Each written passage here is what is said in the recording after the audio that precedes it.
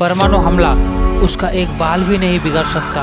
हालांकि उसके सर पे बाल नहीं है। परमाणु की रेडियो एक्टिव से वो और भी ज्यादा शक्तिशाली, खूंखार और खतरनाक, भयंकर हो जाते हैं। जी हाँ दोस्तों, मैं बात कर रही हूँ king of the monster Godzilla के बारे में, जिसको सभी मॉन्स्टर का बाप बोला जाता है। क्या सच में गॉडजिला जैसे भयंकर खतरनाक प्राणी हमारे इस धरती पर मौजूद थी, या फिर आज भी समंदर के नीचे गॉडजिला की अस्तित्व है? क्योंकि लोगों का कहना है कि गॉडजिला का खाना पीना है उसका परमाणु रेडियो एक्टिव, जो कि हजारों साल गॉडजिला जिंदा रह सकता है, समंदर के अंदर छुपा रह सकता है और कभी भी समंदर से बाहर आ सकता है, और कभी भी समंदर से बाहर आके हमारे धरती पर तबाही मचा सकता है। हमने अक्सर फिल्मों में देखा है कि गॉडजिला कितना खतरनाक, जानलेवा, भयंकर हो सकता है, और गॉडजिला की मुंह से निकलता हुआ रेडियो एक्टिव कितना खतरनाक है, जो कि किसी भी चीज को पिघला देता है। और यही सभी खतरनाक सीन हमारे मन में बैठ गया है। इसलिए आज के इस वीडियो में हम जानेंगे क्या सच में गॉडजिला जैसे खतरनाक प्राणी हमारे इस धरती पर मौजूद था।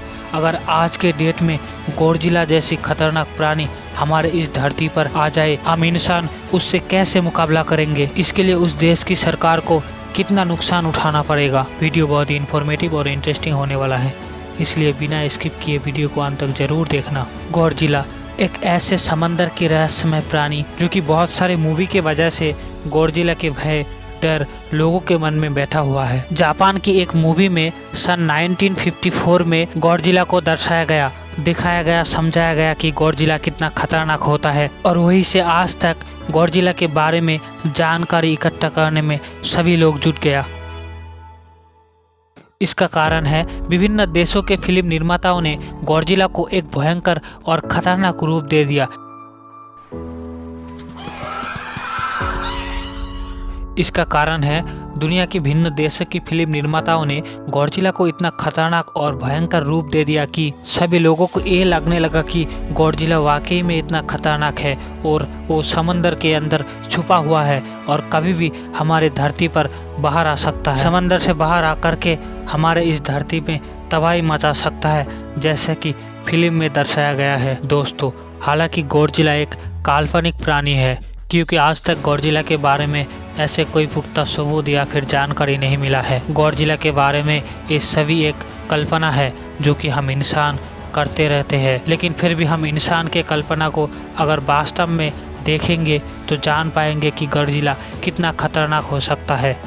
दोस्तों, लोगों का एक कल्पना है कि पहले जापान के समंदर में गॉडजिला को देखा जाएगा, क्योंकि जापान में हुए परमाणु हमले में उसका रेडियो एक्टिव गॉडजिला के अंदर मौजूद है, और इसके कारण ही गॉडजिला अभी भी जापान के समंदर में जिंदा है। गॉडजिला को हम इंसान एक विशालकाय दानव मानते हैं, जिसका लंबाई लगभग 500 फुट से ज़्यादा होगा।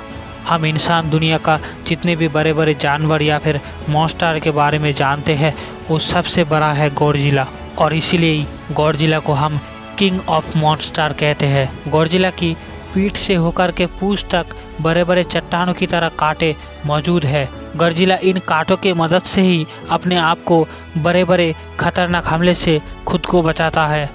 दोस्तों, एक सवाल सभी का है कि गॉडजिला इतना खतरनाक और बड़ा साइज का है तो इसका खाना पीना भी बहुत ही बड़ा होगा, लेकिन लोगों का कहना है कि गॉडजिला न्यूक्लियर एनर्जी को अपने आप में एब्जॉर्ब कर लेता है और हमेशा जिंदा रह सकता है, और इससे ही गॉडजिला को ऊर्जा मिलती है। इस न्यूक्लियर एनर्जी को गॉडजिला 2 गुनी करके अपने मुंह से निकालते हैं और किसी भी चीज़ को पिघला देते हैं, और यही कारण है कि लोग मानते हैं कि गॉडजिला अभी भी न्यूक्लियर एनर्जी के मदद से समंदर के अंदर जिंदा मौजूद है, और हम इंसान को अंदाज़ा हो गया है कि गॉडजिला कितना खतरनाक और भयंकर हो सकता है। दोस्तों, हम इंसान कभी नहीं चाहेंगे कि गॉडजिला जैसे खतरनाक प्राणी समंदर से बाहर आकर हम इंसानों को ख़त्म कर दे।